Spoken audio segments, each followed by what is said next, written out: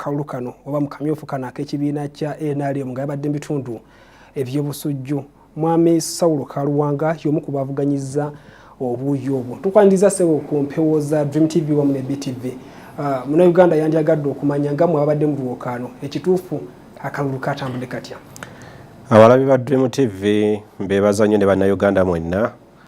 era muganda wange ne mbeebaza olw'obuweereza obulungi.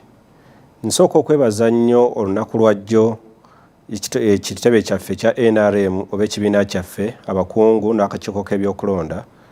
Saulo Kaluwanga nakabadde mu butereevu tumaze emyaka 3 n'ekitundu nga tuli mu bantu era joint campaign netuzikuba ne zibeera successful. Akalulu kaffe tekabadde mu maziga wadde okwekuba okwereetako ebinobule wabula ekyenjawulo nze nzikiriziganya n'ebyavudde mu kulonda kwaffe era Honorable Vincent Nyanzi eyaliko omubaka waffe wa parliament w'ekitundu ye yampangudde kubanga si kuba nti ndi munafu naye tukkiriza nti omuntu gwe basalawo abangi yaba asongeddwako olunwe era akalulu kawedde bulungi sirina kugamba nti oba ki nja ttambula n'ennono y'ekibiina nga bwetambula nnakuwaliramu wamu n'abo ffenna abasobodde okuwandukamu ne mmanyi nze mbakubiriza essira tulise ku kutwala kibiina kyaffe mu maaso okulaba nga tekiwangula akalulu akanene ke tugendamu aka 2026. Basizira ku maloboozi ga bannayuganda basinga obungi naddala abo abandyetaaze enkyukakyuka bagamba nti kyekiseera eggwanga lino libeere nga lifugibwa ku mugigi emito oba oliawo bayinza okuba nga banogera ebizibu eggwanga lino eddagala lye birimu ebizibu bino bayinza okubinogera eddagala eggwanga mwe litubidde. Vincent Nyanzi yaliko omubaka aw'ebusujju n'awangula omubaka aliyo mu kaseera kano Kaluwanga. Bw'abeera nga ate Vincent Nyanzi yakomyewo n'addamu okuba nga awangula kitegeeza ki eri emigigi gino emito naddala mu kibiina kya NRM tewabaddewo okuzimba abakulembeze bato? Abakulembeze abato bandibadde bazimbiddwa era naffe ffennyini twerwanyeeko nnyo okulaba nti tubaako we tussa NRM naye tekijja kutuzza bbali olw'okuba nti demokrasiya yaleese Honorable Nyanzi gwe yakomezzaawo wabula kati ate buvunaanyizibwa bwa Honorable Nyanzi okulaba nti wakati ng'omaze okukwata bendera babeeko abaana be balera okusobola ozimba NRM okugenda mu maaso. Tuyina essuubi nti wakati we tunaatuukira mu 2031 bwe tunaba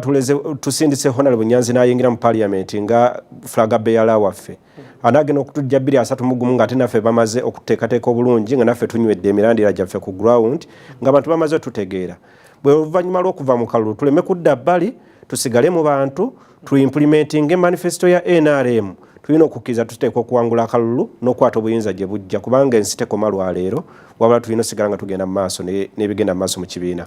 Obudde buno olaga nti wazedde mabega wa mwami Vincent Nyanzi kitegeeza obeera muntu mutuufu nnyo okuddamu ebibuuzo byonna byonna ebyetaagisa obaka mukomezzaawo yakubwa David Kaluwanga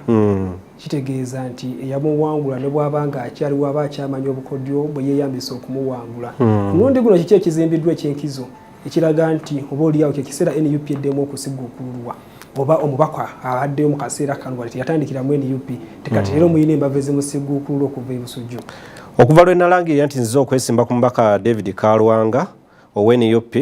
kitegeeza mba kubanga nze flaga bearer mbadde era ndi mwetegefu omusiguukulula kubanga obukodyo bwe yakozesa okujja mu bukulembeze mbuyina era nga mbumanyiiko buli kimu ekigenda mu maaso. Kitegeeza essaawa ya leero buvunaanyizibwa bwange okukwata omukono gwa Honorable Vincent Nyanzi ne nguwanikira mu bbanga bannabusujju ne mbabuulira bye mbadde nnyina okukola singa mbadde nze flaga bearer n'olwekyo bajja kumpuliriza tutambulire wamu ebyamulema okuwangula olyo owe NUP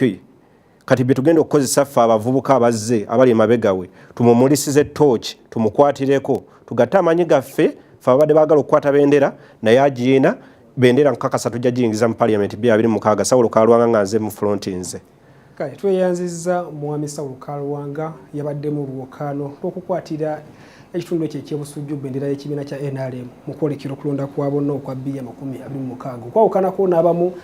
yagamba yakanyiza n'ebyavudde mu kulonda era mweteefuteefu okudda mabega wa mwami Vincent Kaluwanga okulaba nga nate era NRM eddamu okweddiza ekifo ekyo mu lukiiko lw'eggwanga olukulu. Kakati ate bwe twongerawo n'amawulire gaffe amala amakungu